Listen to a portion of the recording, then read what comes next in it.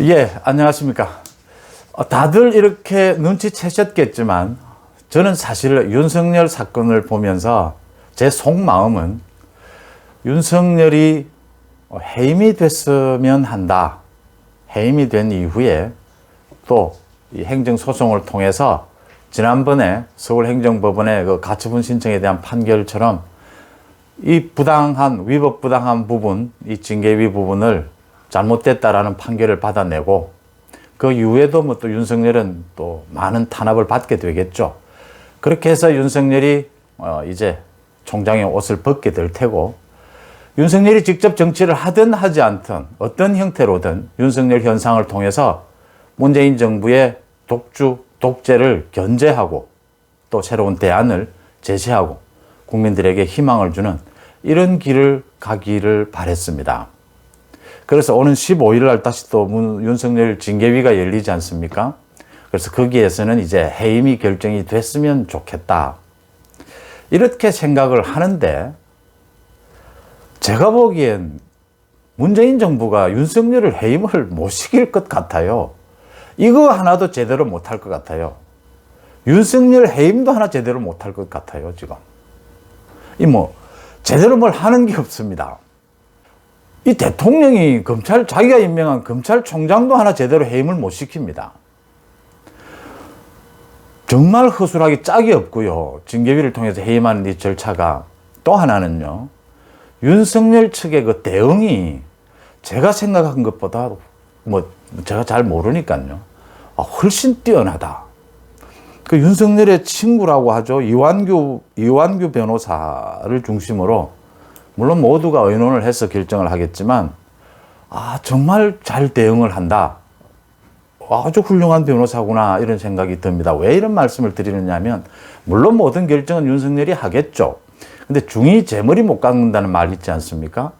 제가 기자 생활을 하면서 정말 대통령 대선 캠프, 또 국무총리, 또 아주 오랜 몇십 년씩 정치를 한 사람들, 한 분야에서 거물들, 이런 사람들이 인사청문회나 선거에 임박해서 많은 결정들을 하게 됩니다. 정치적 결정은 굉장히 빠른 속도로 해야 되는 면이 있어요, 속성이.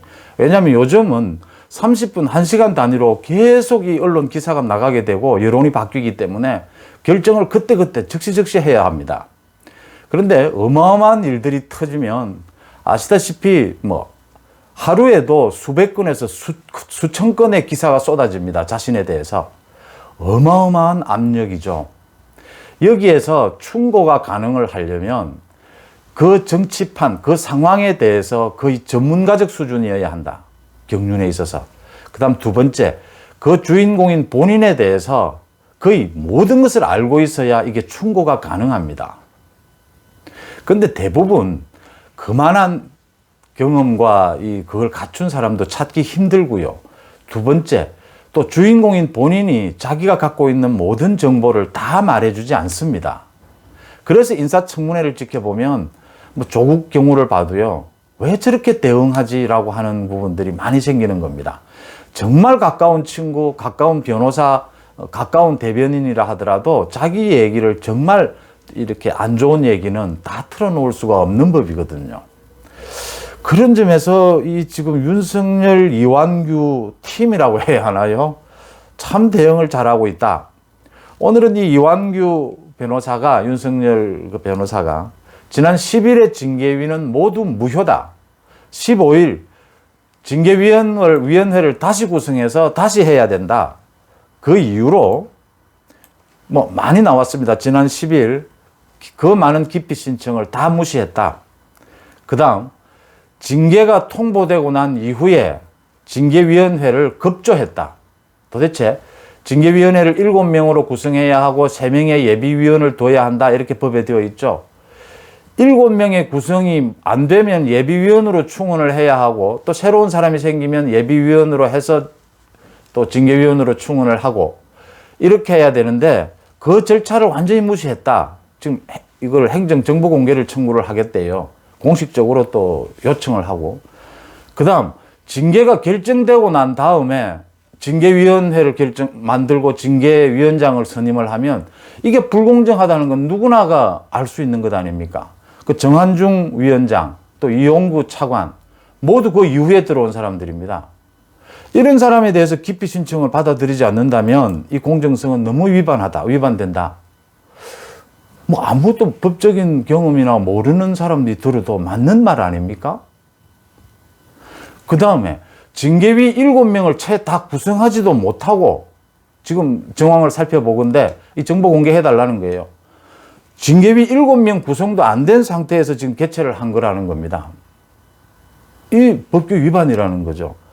그러니까 지금 징계위 쪽에서는 그 의결 정족수 과반 이상이 참석해서 과반 이상이 찬성하면 징계위 개최할 수 있는 것 아니냐.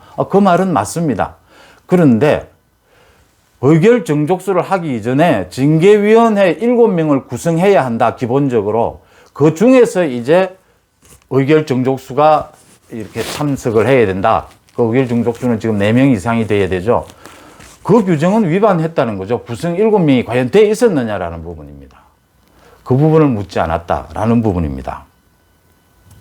또 15일 날 증인 8명이 나올 겁니다. 지금 징계위원회에서는 징계위원만 증인에게 신문을 하고 변호인 측에는 신문 기회를 줄 수가 없대요. 이게 또 무슨 말입니까?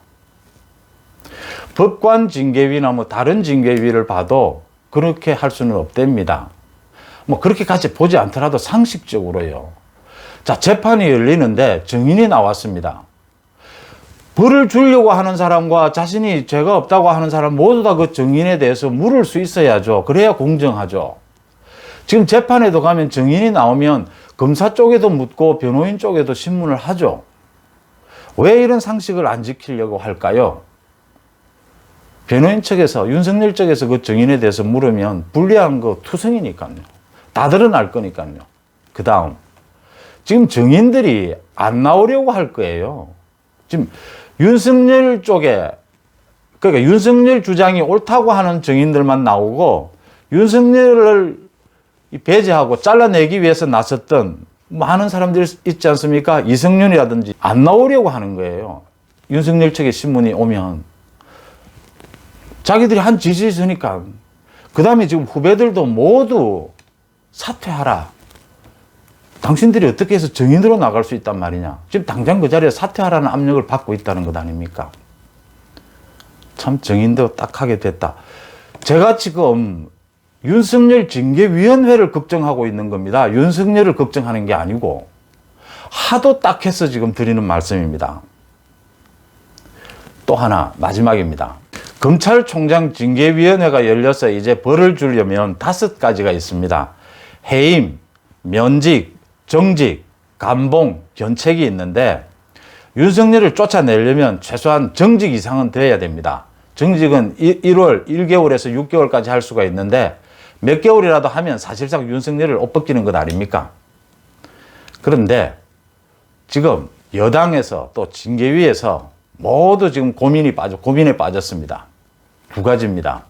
하나는 이걸 해임을 시켜야겠는데 이런 상태로 해임을 시키면 곧 바로 이어서 윤석열이가 징계 효력 정지, 가처분 신청을 낼 것 아닙니까? 지난번 서울행정법원처럼요. 그럼 며칠 이내에 또 결론이 나옵니다. 거기서 지금 질 게 뻔하거든요.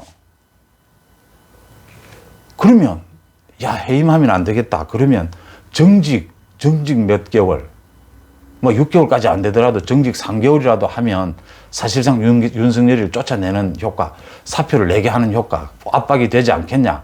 그 다음에 그 뒤에 있을 가처분 행정소송도 피해가지 않겠냐. 또 이런 이제 장깨가 나오는 겁니다. 또 하나 중요한 건요. 여기서 도대체 해임을 하거나 정직을 하거나 뭘 해야 저 거세게 불고 있는 윤석열 현상을 좀 잠재울 수 있을까? 또 그 계산을 해야 되는 겁니다. 해임이나 뭔가 벌 주는 것 자체도 지금 제가 보기 어려운데 이런 지금 잔꾀 계산까지 해야 되니까 이게 도대체 가능하겠느냐라는 이야기입니다. 정한중이는 또 위원장은 인터뷰를 통해서 15일에는 결론을 내겠다라고 이야기를 하고 있습니다. 이 사람은 지금 재판하러 온 것인지 언론 플레이 뭐 하러 온 것인지 제가 잘 모르겠는데요. 이렇게 문제가 복잡해져서 도대체 문재인이가 윤석열 해임이라도 제대로 시킬 수 있을까? 제가 오늘은 그 걱정하는 것을 여러분들에게 말씀을 드립니다. 윤석열 측에서는 아마 효력 정지 가처분 신청을 곧바로 이어서 하게 될 텐데 도대체 거기에서 그 최소한 거기서 지면 뭐 이건 끝장이 나지 않습니까?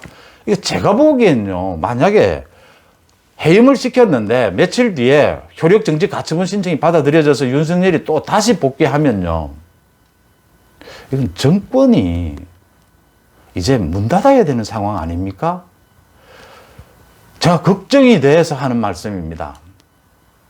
자, 그러면 정직 1개월 하면 피할 수 있을까? 가처분 신청 소송에서 이길 수 있을까? 지금 고민인 겁니다. 윤석열은 정직을 당하든 해임을 당하든 어떻게든 윤석열 현상은 지금 국민 30%의 지지를 얻으면서 어마어마한 태풍으로 몰아치고 있습니다. 제가 지금 윤석열 징계위원회 쪽 가서 좀 뭔가 저도 고민을 해드리고 싶어요. 뭔가 답을 찾아주고 싶어요. 근데 답이 안 나와요. 윤석열 쪽 변호인이 너무 잘해요. 제가 보기에는. 저 변호사 꼭 이름을 기억해 두셨다가 앞으로 여러분들도 혹시 뭐 이런 일은 없은 게 좋은데 혹시 송사에 휘말리시거나 하면 이런 부분에, 물론 변호사들도 다 자기 전문 분야가 있어요. 있긴 한데 참 문재인 정부 딱 하게 됐다. 제가 이런 걱정을 하고 있다는 게 집권 여당이나 문재인 정부 쪽에도 좀 알려졌으면 좋겠다 이런 생각도 하는데 뭐 그건 어째도 상관이 없습니다. 어쨌든 윤석열 해임에 참 성공하길 바라고요. 안 되면 뭐 꼼수를 써서 정직이라도 생각해 봐야 되는데 제가 보기엔 정직을 하거나 해임을 하거나 지금 이런 상태라면 도저히 그 다음에 있을 행정소송에서 이길 수가 없습니다. 참 걱정된다는 말씀 드리면서 여기서 마치겠습니다. 고맙습니다.